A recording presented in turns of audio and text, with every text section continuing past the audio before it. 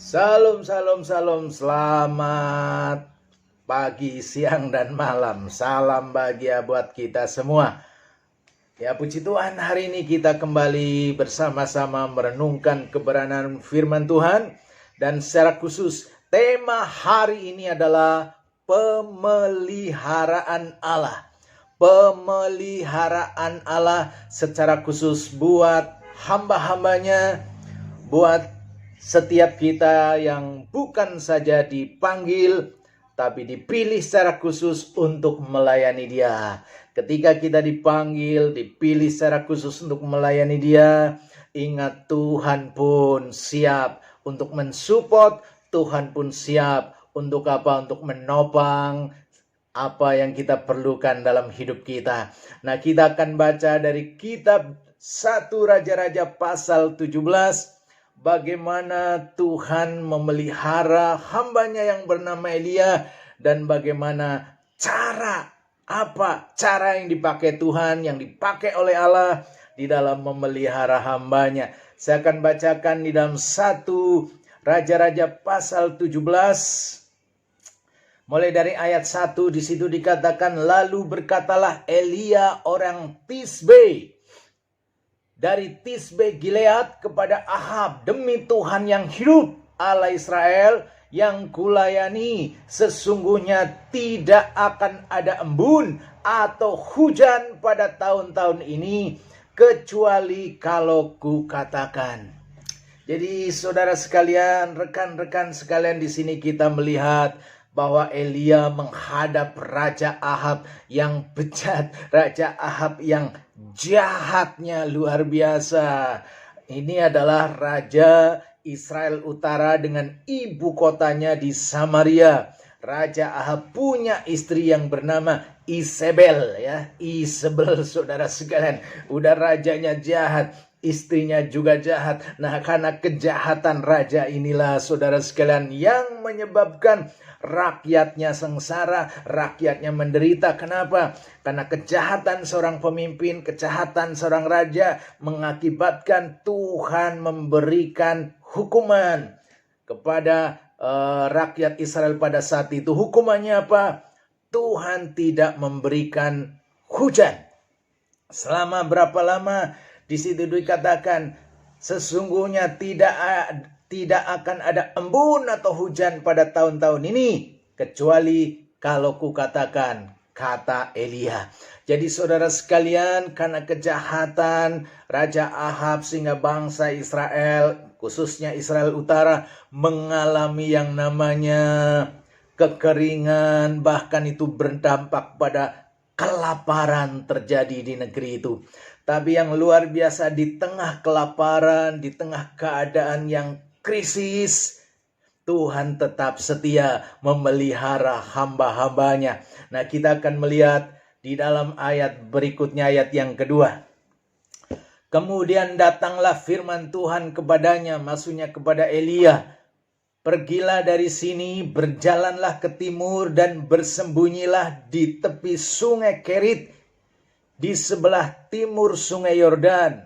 Nah, jadi di tengah keadaan di mana terjadi krisis di bangsa Israel, Tuhan mengutus siapa? Mengutus nabinya, mengutus juru bicaranya, mengutus hambanya untuk pergi. Pergi kemana? Ke timur dan bersembunyi di tepi sungai Kerit di sebelah timur sungai Yordan.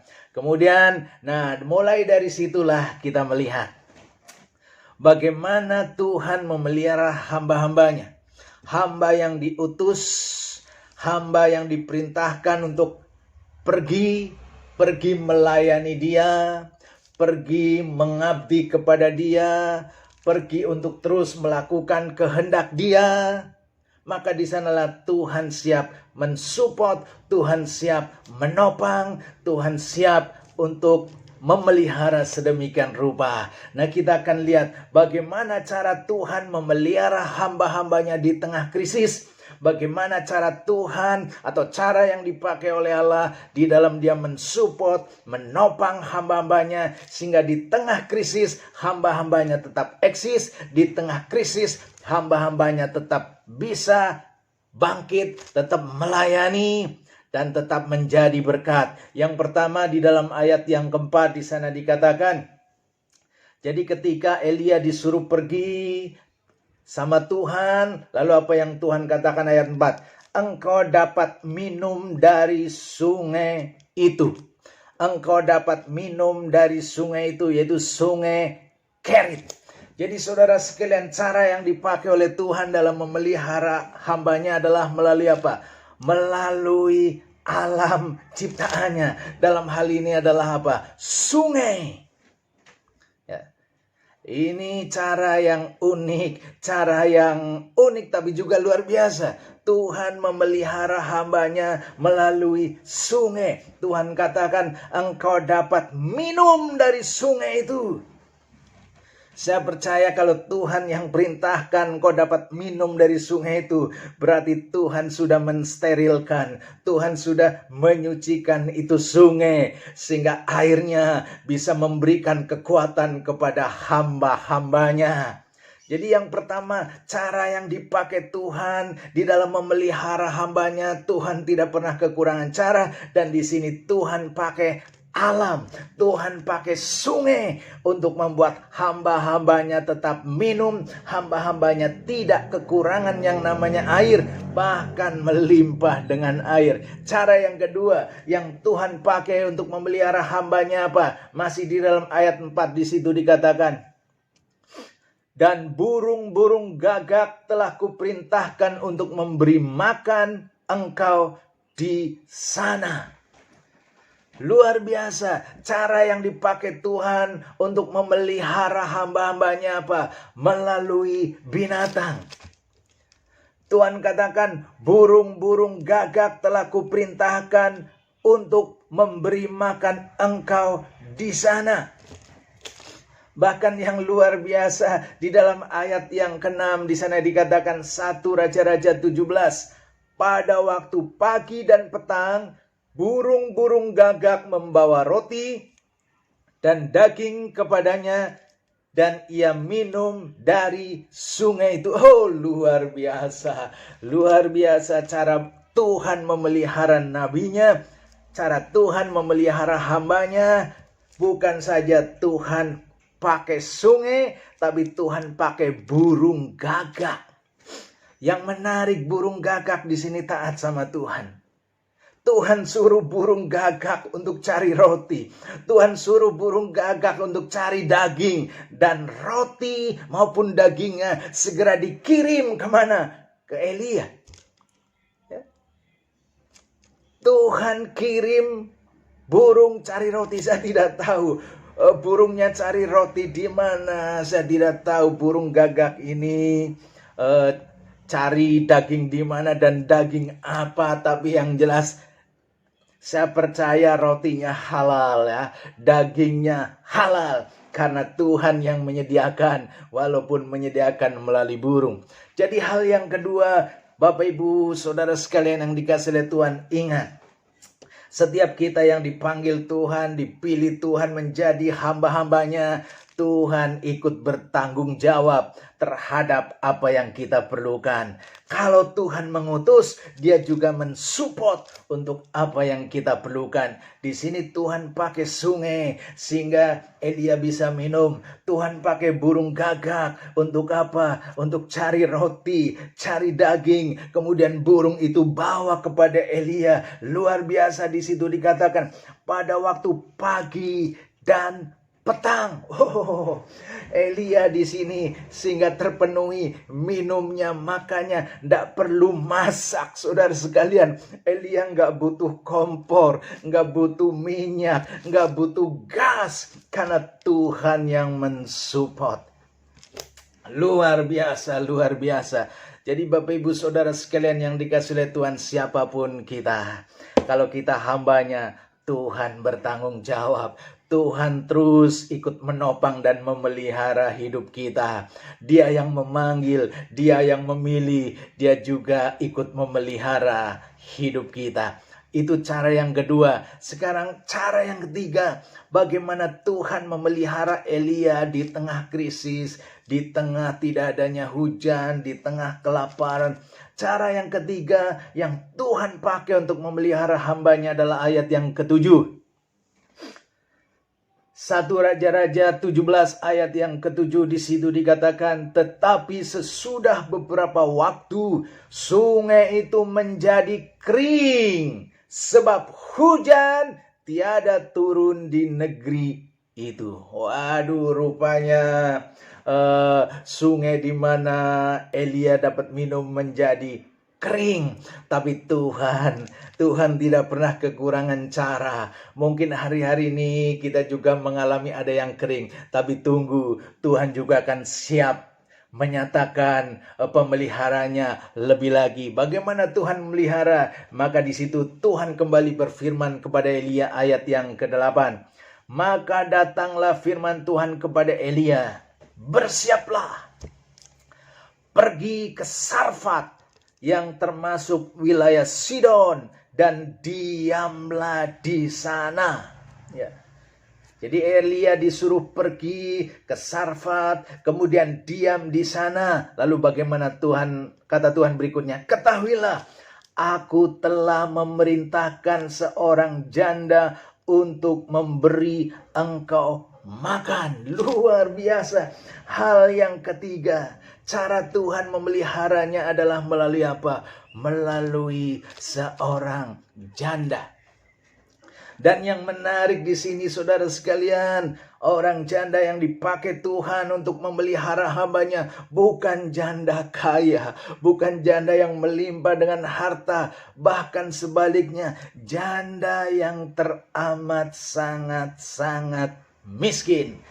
Nah, saya akan baca di dalam ayat yang ke-10, di situ dikatakan, sesudah itu ia bersiap lalu pergi ke Sarfat. Setelah ia sampai ke pintu gerbang kota itu, tampaklah di sana seorang janda sedang mengumpulkan kayu api. Ia berseru kepada perempuan itu, katanya, cobalah ambil bagiku sedikit air dalam kendi supaya aku minum. Ketika perempuan itu pergi mengambilnya, ia berseru lagi, cobalah ambil juga bagiku sepotong roti. Perempuan itu menjawab, demi Tuhan Allahmu yang hidup, sesungguhnya tidak ada roti padaku sedikit pun. Jadi janda ini tidak punya roti sedikit pun, kecuali segenggam tepung dalam tempayan dan sedikit minyak dalam buli-buli. Dan sekarang aku sedang mengumpulkan 2-3 potong kayu api. Kemudian aku mau pulang dan mengolahnya bagiku dan bagi anakku. Dan setelah kami memakannya, maka kami akan mati. Jadi janda ini, saudara sekalian, janda yang dipakai Tuhan ini ternyata adalah janda miskin. Dia makanannya tinggal segenggam. Airnya juga tinggal sedikit. Kalau dibikin roti dimakan langsung semuanya habis. Tinggal nunggu yang namanya kematian karena sudah tidak punya apa-apa lagi. Tapi justru orang seperti inilah yang dipakai oleh Tuhan untuk menjadi saluran berkat bagi nabinya, yaitu Elia.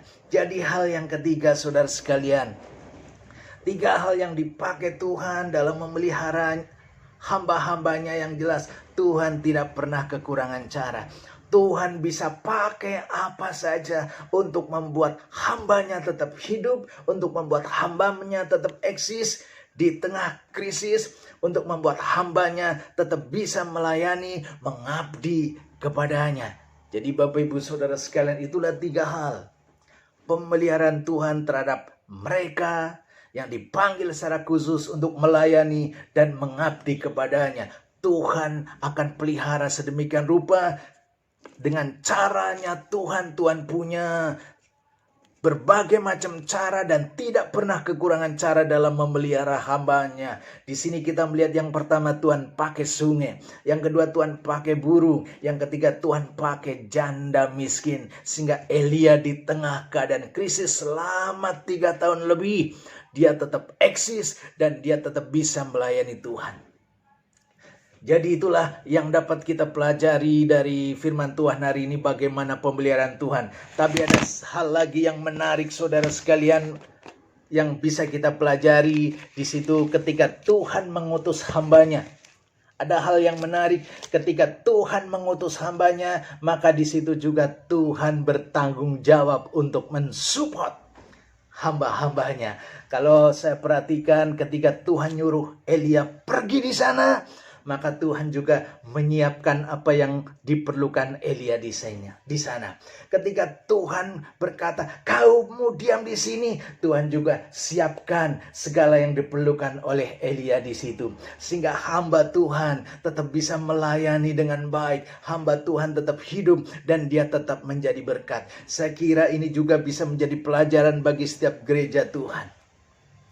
Kalau gereja Tuhan punya hati bukan saja mengutus, tapi mensupport setiap pribadi, setiap hambanya yang diutus, kebutuhan mereka, saya percaya kerajaan Allah akan semakin berkembang kemana-mana. Bau wangi kerajaan Allah akan semakin semerbak. Nama Yesus, nama Kristus akan semakin diagungkan dimanapun berada. Jadi saudara sekalian, hari ini kita belajar pemeliharaan Allah terhadap hamba-hambanya. Dan kita juga belajar bahwa kalau Allah mengutus, dia juga bertanggung jawab terhadap setiap pribadi yang diutus. Tuhan memberkati. Haleluya. Amin.